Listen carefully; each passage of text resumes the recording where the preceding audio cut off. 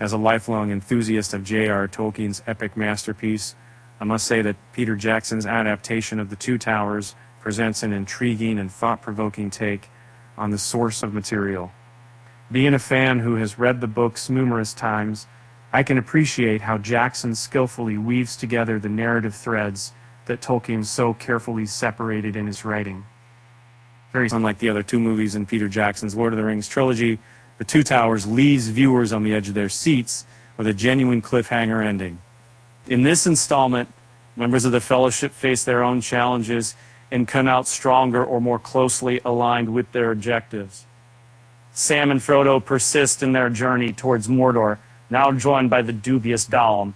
Pippin and Merry escape from the Uruk-hai and encounter Treebeard, while Aragorn, Gimli, and Legolas reunite with Gandalf the White after his resurrection. Throughout the film, different groups of the Fellowship operate independently. In the epic saga of the Lord of the Rings, I found myself immersed in the land of Rohan, meeting valiant figures like Theoden, Eomer, and Eowyn, who became significant players as they joined forces with a transformed Gandalf. The second movie, The Two Towers, showcased these characters brilliantly, offering a thrilling blend of action that was notably more dynamic than the first film. As the story progressed, good triumphed over evil in The Two Towers, but it also laid the groundwork for the climactic finale, where the heroes of Middle-earth must face the formidable challenge of confronting Sauron himself in the return of the king. In J.R.R. Tolkien's The Two Towers, the Battle of Helm's Deep stands out as a significant cinematic battle. The defenders are in a tough spot, facing off against a massive force of 10,000 Uruk-hai, a fearsome breed resulting from the crossbreeding of Aurochs. Throughout Aragorn, Gimli, and Legolas's tale, there is a strong undercurrent of hope and courage in the face of overwhelming adversity. Even Legolas experiences a fleeting moment of doubt before the battle commences. The atmosphere that Peter Jackson manages to create with his use of dark blue lighting and heavy rainfall effectively communicates a palpable sense of despair, making the struggle seem all the more real. Even in Jackson's movie, the Uruk-hai exhibit an unexpected level of violence for a PG-13 rating, making it clear to the audience that the final battle could be fatal for Aragorn and his remaining warriors.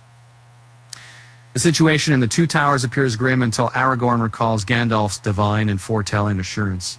The defenders must endure until the very last second before their rescue arrives. The religious undertones are evident as the faithful hold out to the end.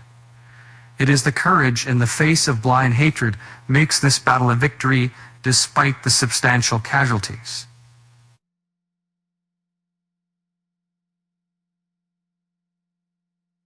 In The Two Towers, following their escape from the Uruk-hai in the Fellowship of the Ring, the hobbits, Merry and Pippin, have a conversation with an Ent named Treebeard. They eventually manage to persuade the Ents to retaliate for their slain kin and attack Isengard. Initially non-actors who barely engaged in the action during the first film, at the end of the second film, Merry and Pippin are urging others to defend Middle-earth. Being thrust into the events of The Lord of the Rings by happenstance and the willingness to take on responsibility is more heroic because it was never expected of them. In a different adaptation of The Lord of the Rings, specifically in the concluding scenes of the Two Towers book, Pippin manages a clever move by deceiving Treebeard into heading towards Isengard. This allows him to witness the devastated Fangorn firsthand. Through this adventure, Merry and Pippin transform from mischievous, clumsy hobbits into inspiring leaders and revolutionaries, while maintaining their distinctive sense of humor. The fall of Isengard results in Saruman's downfall, as the forest he was using to bolster his power turns against him. This outcome symbolizes the triumph of nature's over industrialization with a touch of irony in its execution. Serious In The Lord of the Rings, The Two Towers, Sam and Frodo press forward towards Mordor. During their journey, they meet Smeagol, later known as Gollum. He joins their group. When Frodo comes across Faramir, the ring's malevolent influence becomes evident. For the first time, Frodo responds aggressively when his precious ring was taken from him. This pivotal moment marks a significant turning point in the story. Although Frodo is drawn nearer to his destination, he isn't entirely resistant to the harmful impact of what he bears. It could potentially overpower him. And the challenging choice Faramir makes to let Frodo and Sam continue their journey. It underscores the reason why not all men can be trusted with the ring, and that only Frodo is destined to bear the One Ring. As they flee from Osgiliath, Sam urges Frodo to press on. This ending signifies a transformation in their bond, as the initial part of their journey sees Frodo taking the lead, but as they draw nearer to Mordor, Frodo increasingly relies on Sam's strength. Throughout The Two Towers, Sam emerges as the primary motivator propelling the move forward. And what is seen filled with the initial psych, and I'm heavy, very temple anytime I camera it in order to get in the other side. Two towers in periods to do it Rohan, while the other follows Frodo and Sam. The film splices them together, imagining how they might have played out sequentially.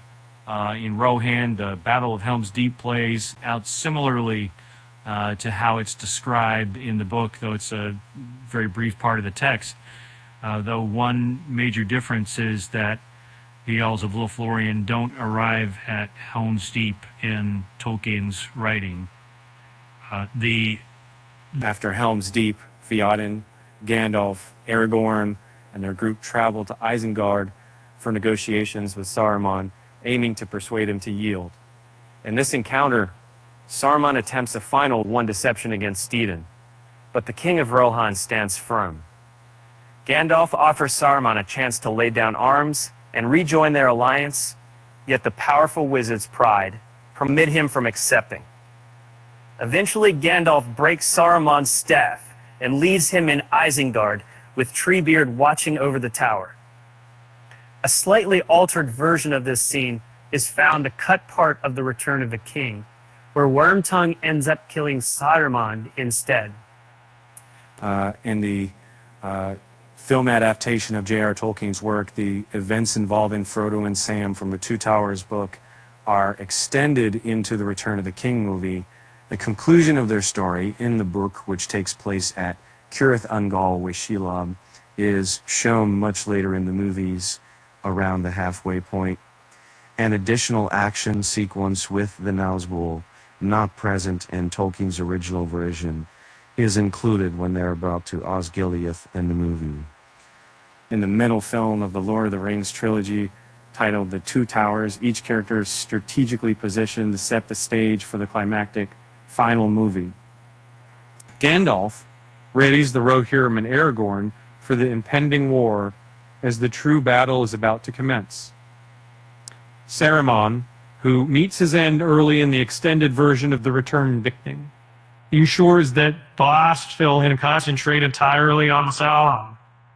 Each principal character has overcome a major challenge and emerged victorious.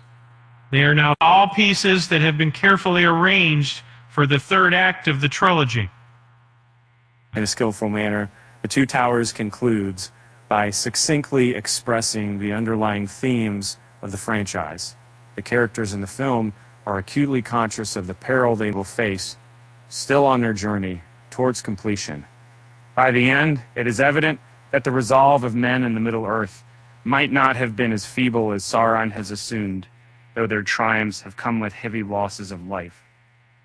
The final vanquishing of Sauron will necessitate heroic acts when all hope appears to be extinguished.